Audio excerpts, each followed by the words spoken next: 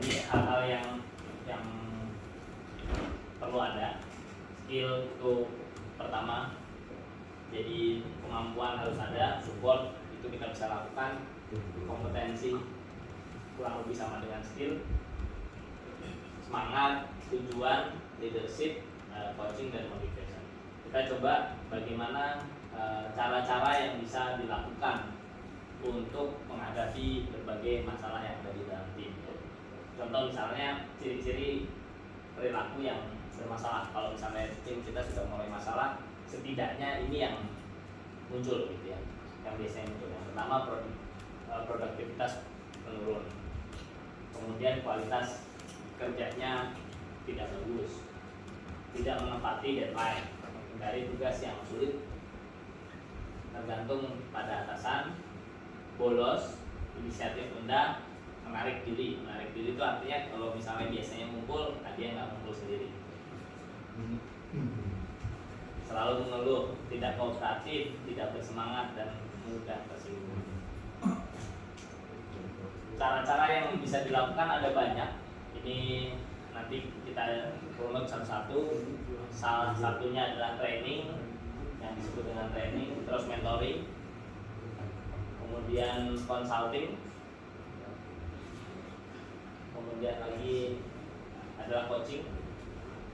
Coaching ini nanti yang kita coba terapkan paling utama, yang kita coba lebih dalam lah gitu ya. Kenapa? Karena dia hasil riset menyatakan bahwa dia meningkatkan produktivitas dari 22% jadi 88%. Jadi hampir 4 kali lipat akhirnya. Kemudian ada counseling, ada facilitating, ini memberikan fasilitas, dan ini beberapa perbedaannya. Kita coba bahas satu-satu.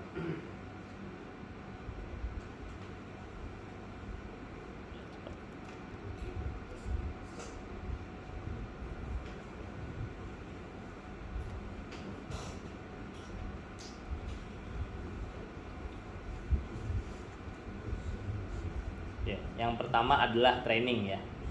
Training ini hal yang paling umum, paling mudah juga dilakukan.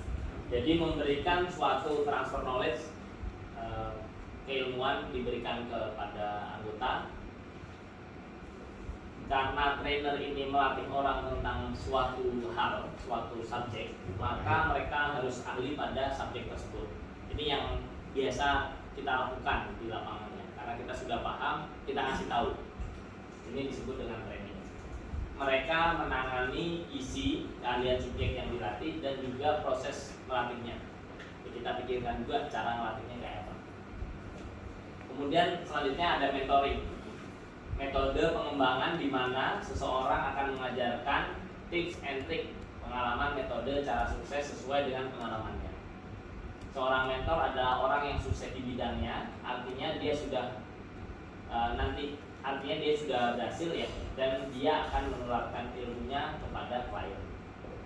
Tugas seorang mentor adalah mendampingi seseorang mentee. Jadi mungkin kita belum terlalu sering laksanakan, tapi bisa dilaksanakan. Jadi kita juga perlu mendampingi. Kita ngasih tahu, kita tidak perlu langsung memberi contoh. Kalau training tadi langsung ngasih contoh, lakukan, dikasih tahu ini detail gitu ya. Kalau ini mentoring cukup inti-intinya, tapi sebetulnya kita juga sudah paham. Disebut dengan mentoring. Dan kita dampingi. Seorang mentor harus lebih expert dari mentinya. Mentor itu kita sebagai leader, menti ini yang kita ajarkan, yang kita orang yang ini. Jadi kalau di sini anggota ya sebetulnya, anggota kita. Kemudian ada juga metode namanya consulting.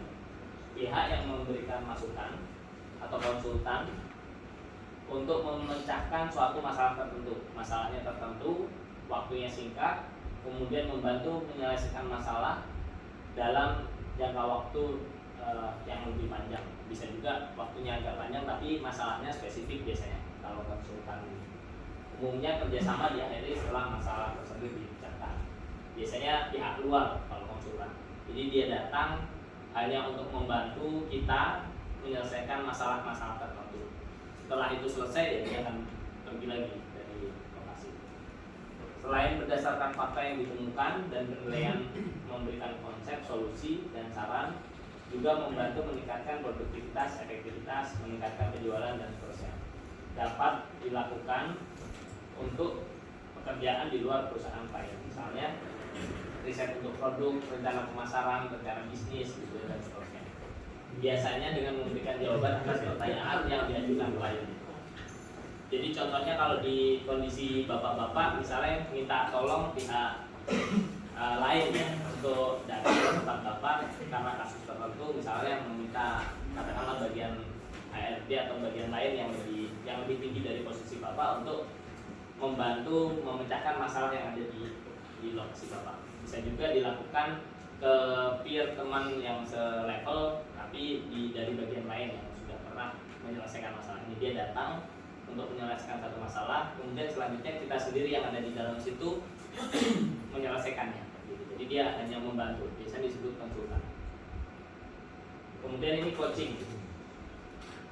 Coaching ini baru naik daun kira-kira 2013-an lah, masuk ke Indonesia. Di luar negeri 2005-an, 2000-an awal baru meningkat.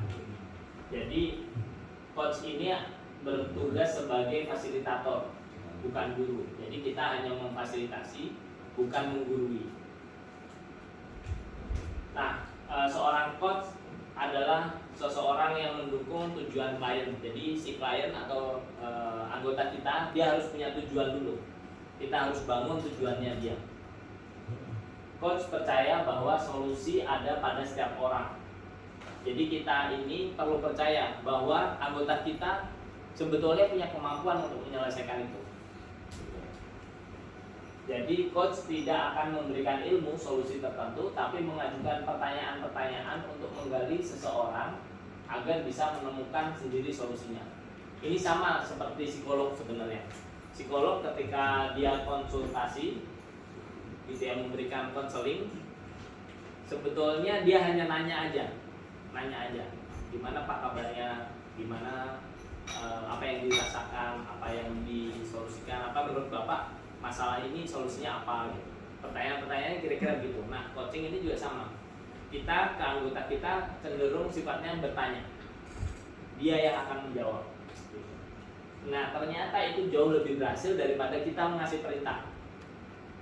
Tadi hasil risetnya bisa 4 kali lipat keberhasilannya daripada kita memerintah, karena dia punya cara pandang sendiri, dia punya langkah yang dia bisa lakukan, dia punya motivasi untuk menyelesaikan itu. Coach menjadi cermin, membantu memberikan saran kepada klien atau anggota untuk melakukan pekerjaan yang dibutuhkan, termasuk menyelesaikan proyek-proyek. Nah, nanti setelah kita berhasil jadi coach, ya selanjutnya perlu menjadi pengecek ya, pengawas dan pengecek dari tugas yang sudah dia mau selesaikan. Biasanya basis hubungan one on one, artinya satu-satu, di mana coach membantu klien untuk fokus mencapai tujuannya lebih cepat daripada klien berusaha sendiri.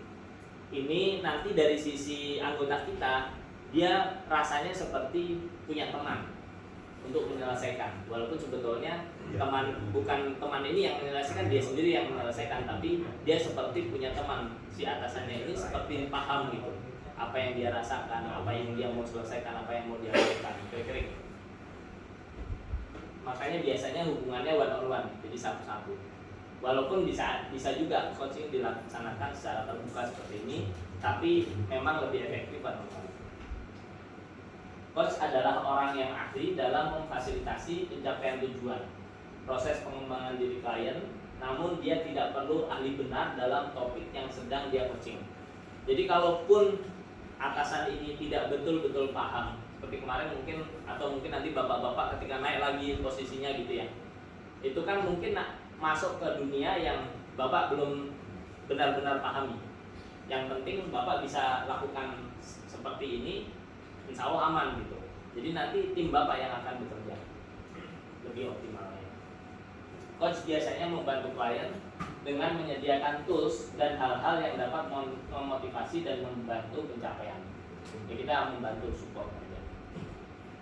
Jika training saja tanpa coaching, produktivitasnya hanya naik 22%, tapi ketika setelah training diikuti dengan coaching, maka produktivitas naik mencapai 88%. Ini hasil penelitian, sehingga orang saat ini lebih mengarah ke cara kerja seperti ini, cara pendekatan yang seperti ini. Selanjutnya adalah konseling. Konseling ini biasanya dilakukan oleh psikolog. Konselor lebih banyak bicara mengenai emotional problem yang membuat orang menjadi lemah. Mirip dengan coaching, tapi yang menjadi fokus utama bukanlah peningkatan keterampilan, namun pada kemauan, jadi motivasi, mental, sikap. Gitu. Nah, untuk mengarah ke konseling sebetulnya agak berat. Kenapa? Karena kalau konseling kita seperti menerima sampah. Jadi psikolog itu dia juga stres ketika dia dengar orang yang bercerita tentang kesetresannya dia gitu. Nah, sehingga konseling ini biasanya hanya diterapkan di profesional, karena psikolog juga diajarkan bagaimana cara membuang masalahnya dia gitu ya. Sehingga karena berat, memang menerima masalah itu berat, dia harus menyalurkan. Sehingga kita biasanya fokus ke coaching. Bedanya kalau versi sederhananya begini. Kalau coaching itu kita selalu melihat ke masa depan. Kalau konselor ini kita melihat ke masa lalu. Masalah-masalah masa lalunya seperti apa, kenapa terjadi begitu, kenapa tidak begini, misalnya gitu ya. Hal-hal yang menjadi beban mental dari masa lalu. Sedangkan coaching itu ke masa depan. Sehingga kalau di tempat kerja kita lebih fokus ke coaching, kita lebih fokus ke bagaimana menyelesaikan masalah-masalah yang akan dihadapi, bagaimana cara mencapai target-target. Terus ada lagi fasilitator ya, berperan sebagai fasilitator.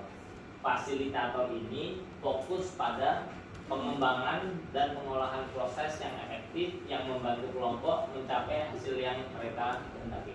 Ini lebih mudah, ini juga bisa diterapkan dengan lebih mudah sebagai fasilitator ke anggota kita. Fasilitator yang ahli kadang sama sekali tidak mengenal subjek yang menjadi pekerjaan kelompok yang difasilitasi, namun berhasil memfasilitasi kelompok mencapai tujuan. Ya, ini salah satu cara yang bisa diterapkan sebagai leader juga kan gitu ya. Jadi semua proses-proses tadi itu proses-proses yang bisa kita terapkan di lapangan. Yang lain cenderung mudah, yang agak sulit itu coaching dan konseling. Tapi saya tidak terlalu fokus di konseling. Nanti kita coba sampaikan juga. Tapi pada dasarnya dua hal ini cenderung sama. Yang coaching itu membahas tentang masa depan, bagaimana cara mencapai target, bagaimana kalau kita menghadapi masalah-masalah tertentu gitu ya. Nah, kalau yang konseling itu tentang mental, tentang depresi, tentang hal-hal yang sifatnya cenderung ke masa lalu. Nah, kalau fasilitator ini ya ini hal yang umum kita bisa lakukan. Ini versi sederhana perbedaan istilah antara coaching, mentoring, dan konseling. Kalau coaching menuntut coach untuk menemukan ide baru atau cara untuk mengatasi tantangan yang dihadapi atau mencapai tujuan yang dikehendaki. Coach ini adalah orang yang di coaching ya, dilakukan coaching atau anggota kita. Kalau mentoring, metodenya adalah membagikan pengalaman kita untuk membantu anggota kita mengembangkan dirinya. Kalau konseling, membantu anggota kita ya, konselor namanya, memecahkan masalahnya. Hubungannya kalau yang coaching membangun kemitraan setara, coach sendiri yang mengambil keputusan. Jadi memang langkah awal yang perlu kita lakukan adalah bagaimana caranya agar anggota kita terbuka dengan kita. Itu yang langkah awal yang harus dilakukan, sehingga seperti setara. Dan dia sendiri yang akan mengambil keputusan. Dia sendiri yang akan mengambil solusi terhadap masalah dia. Coach hanya mengarahkan saja, coach-lah yang membuat keputusan sendiri. Kalau mentoring, hubungan antara seseorang berpengalaman dan kurang pengalaman. Mentor langsung memberikan tips bagaimana menyelesaikan masalah atau mencapai sesuatu. Kalau konseling, hubungan antara seorang ahli dan seseorang yang membutuhkan bantuannya. konselor bisa saja langsung memberikan solusi. Nah, sampai sini tarik nafas dulu. Oke, kira-kira bisa dipahami atau mungkin ada pertanyaan? Boleh juga. Nama mungkin Mas Al.